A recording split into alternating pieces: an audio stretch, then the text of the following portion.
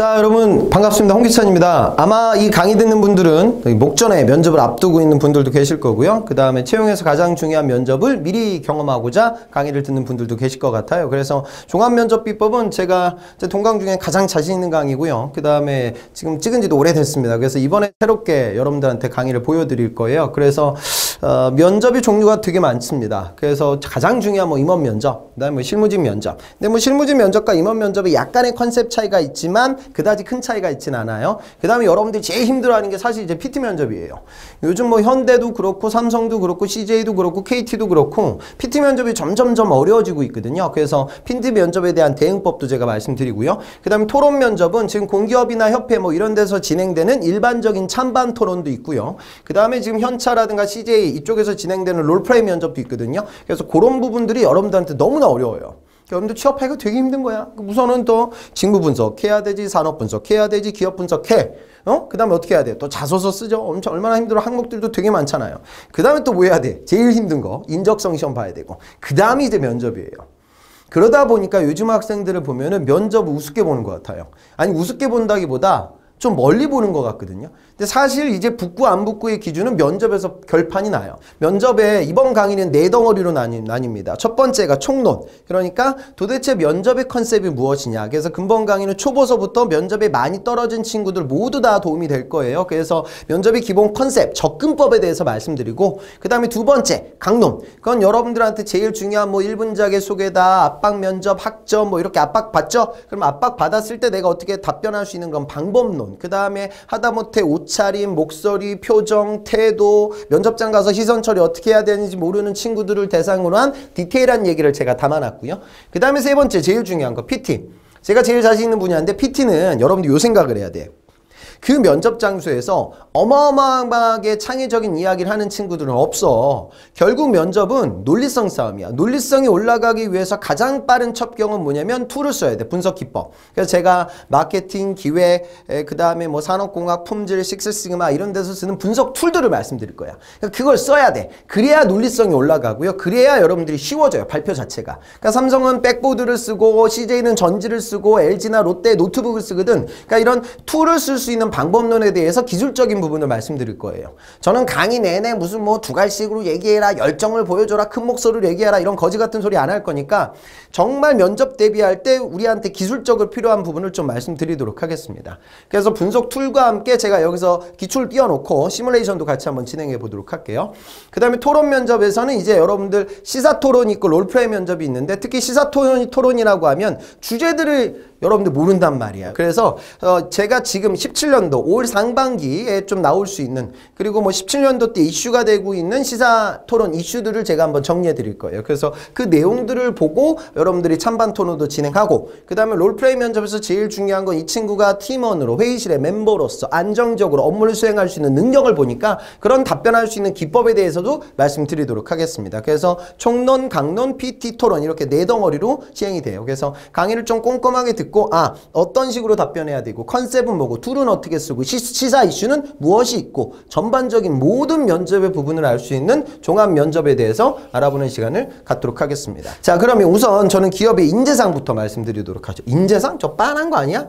여러분들 기업의 인재상들 보면 그 홈페이지에 나와 있잖아. 뭐 열정, 인화, 혁신, 창의, 뭐 단결 뭐 이런 것들 그런 거 별로 안 중요해요. 기업에서 원래 요구하고 있는 인재상은 대부분 비스무리예요. 그러니까 그 인재상에 대해서 제가 좀 컨셉을 말씀드리죠. 여러분들은 기업에 들어가야 할 이 하나하나의 톱니바퀴야. 민간 기업이든 공기업이든. 그럼 톱니바퀴의 가장 중요한 덕목은 뭐죠? 응? 뭐 울긋불긋 화려한 톱니바퀴? 다이아몬드로 만들어져서 내구성이 좋은 톱니바퀴? 물론 좋겠죠. 하지만 톱니바퀴의 가장 중요한 덕목은 뭐야? 그 다음으로 중요한 게 정신적 건강 상태고 정신적 건강 상태에서 중요한 기준을 제가 세 가지로 말씀드릴게요. 첫 번째가 뭐다? 준법 정신이에요. 윤리의식. 선생님 너무 뻔한 말씀 아니신가요? 뻔한 얘기죠. 그런데 기업에서 그렇게 뻔하게 묻진 않고요. 그 다음에 면접장에서도 뻔하게 묻진 않아요. 여러분들 봐봐요. 면접장 가서 이 레벨 차이가 나요. 제일 하수들은 뭐라고 얘기하냐면 너 윤리 경영에 대해서 어떻게 생각해? 예, 저는 이거죠. 기업의 룰을 지키는 브랜드 이미지를 만들기 위해서 중요하다고 생각한다. 이게 하수고. 중간 정도 하는 친구들은 아까 저처럼 얘기하는 거죠. 아, 룰을 지키는 부분은 우리 기업의 장기적이고 거시적인 성장의 원동력이기 때문에 저는 중요하다고 판단됩니다. 이게 중간 정도 하는 애들. 정말 잘하는 친구들은요, 컨텐츠를 입히는 아이들이 있어요. 그 다음에 여성분들은 명심해요. 뭔가 면접을 보면서 이런 이미지가 후광에 비친다? 그럼 떨어지는 거야. 여러분들은 뭐 마케팅 팀 들어가면 한 손에 아이패드를 들고 스타벅스 커피를 계속 마시면서 연예인하고 카톡할 것 같지만 소비자 마케팅하는 친구들은 하루 종일 통계툴만 돌리게 될 거예요. 그러니까 어떤 화려한 이미지 때문에 이 자리에 앉아있다. 이런 식의 답변하지 마시고요. 여성분들은 남성분들하고 싸우려고 하면 못 이겨요. 그러니까 여성분들끼리 경쟁하는 거예요. 그래서 그런 관점을 갖고 나의 내구성과 열정을 보여주기 위해 면접장에 서야 된다. 이것도 좀 이해하도록 하시고, 제가 이따가 뭐 여성분들 옷차림새나 의복이나 뭐 주의해야 될 부분들도 강의 때 추가적으로 말씀드리도록 하겠습니다. 자, 이어지는 부분은 1분 자기 소개에 대해서 말씀드리는 시간 갖도록 할게요. 앞서 제가 말씀드렸다시피 제일 중요한 건 1분 자기 소개는 질문의 단초가 들어가는 게 가장 효과적이에요. 이게 제가 예전에 썼던 1분 자기 소개예요. 저는 면접관님 불렀어요. 안녕하십니까 면접관님? 그럼 이제 저를 쳐다보겠죠. 항공학적으로 꿀벌이 날 수 없다는 사실 알고 계셨습니까? 하지만 꿀벌 자신은 그 사실을 모르게 날 수 있다고 합니다. 꿀벌 같은 남자, 팀플레이도 잘하는 남자, 홍기찬. 이건 제가 이렇게 하지 말라고 이렇게 적어놓은 거예요. 자, 이렇게 자기소개를 하면 질문이 무슨 질문이 들어올까요? 제 질문이 안 들어오고 꿀벌 질문이 들어오겠죠? 아무짝에 쓸모없는 질문이에요. 그러니까 질문에 단초가 들어갈 수 있는 내용이 들어가야 된다. 그러기 위해서는 뭐다? 구체성을 띄워야 된다. 요 말씀을 우선 드리고요. 자, 이어지는 부분은 구체적인 답변 기법에 대해서 말씀드리도록 하겠습니다. BNWR이라고 제가 적어놨는데요. R이 이게 중요한데 제가 학점 때도 아마 얘기했을 텐데 리바운드 반등. 이 바닥에 완벽한 구직자가 어디 있어요? 누구나 미진한 게 좀 있을 수 있는 거잖아. 아니 이공계라고 하면 영어 실력 좀 부진할 수 있는 거 아니야? 하지만 이제 글로벌 기업에서 내가 개발을 하기 위해서는 어학 실력과 글로벌 커뮤니케이션이 중요하니까 영어 실력을 어떻게 높여 나아가겠다. 해외 영업한다고 해서 뭐 여러분들이 외교관이야? 뭐 2, 3개국 무슨 신흥시장 언어를 다 알고 있는 건 아니잖아. 그러니까 영어 위주로 공부를 했지만 앞으로 중화시장이 더 중요해지고 뭐 인도 차이나 반도도 중요해지기 때문에 이런 신흥시장을 개척할 수 있는 어학적인 능력도 향후 증진시키기 위한 어떤 계획이 나에게 있다. 리바운드 반등.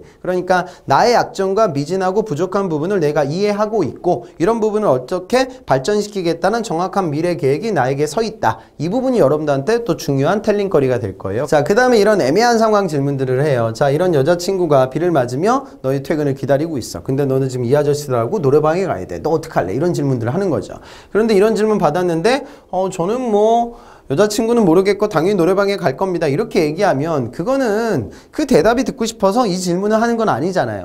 자, 우선 회식도 업무의 일환이기 때문에 회식 자리에 참석하는 게 맞다고 판단이 든다. 하지만 밖에서 기다리고 있는 여자친구에게 그냥 가라 이렇게 말하기는 힘들 것 같다. 그래서 저는 3시간 정도 양해를 얻어 회식이 끝난 다음 여자친구를 만나러 가겠다.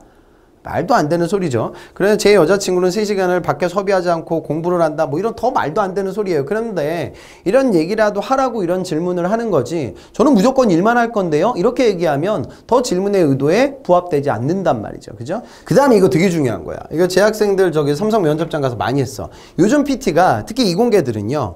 요즘은 과거에는 어떤 조건들을 주고 결론을 도출하라고 했는데 요즘 결론을 주고 원인을 찾으라고 할 때가 있어요. 과거 삼성 창의성 면접 막 이런 거 나와. 2035년 지구상에서 안경, 컨택트 렌즈 뭐 이런 것들이 사라졌다. 그 이유를 논해봐라. 단 바이오적인 접근을 하지 말아라.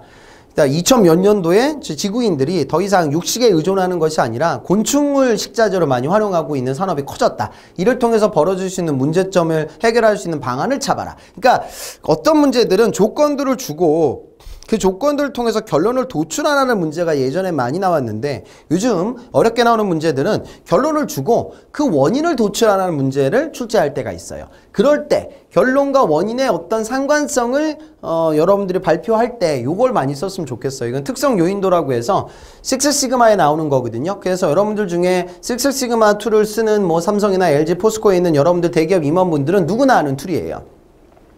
생선 가시처럼 생겼죠. 그래서 이걸 특성 요인도 아니면 피시본 이렇게 얘기를 합니다. 자, 맛있는 초밥이라는 결론이 나왔어. 응?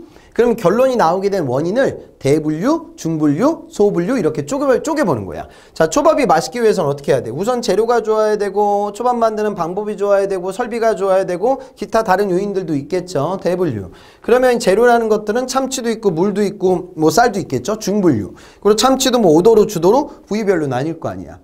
그러니까 실전에서 노트 7 발화 불량 문제가 생겼어. 그 원인을 휴대폰 세트의 원인과 배터리의 원인으로 나누고 그 배터리의 원인을 하드웨어와 소프트웨어로 나누고 뭐 하드웨어를 뭐 분리막 전해질 뭐 또 쪼개고 이런 식이죠. 토론 면접으로 이제 넘어가도록 하겠습니다.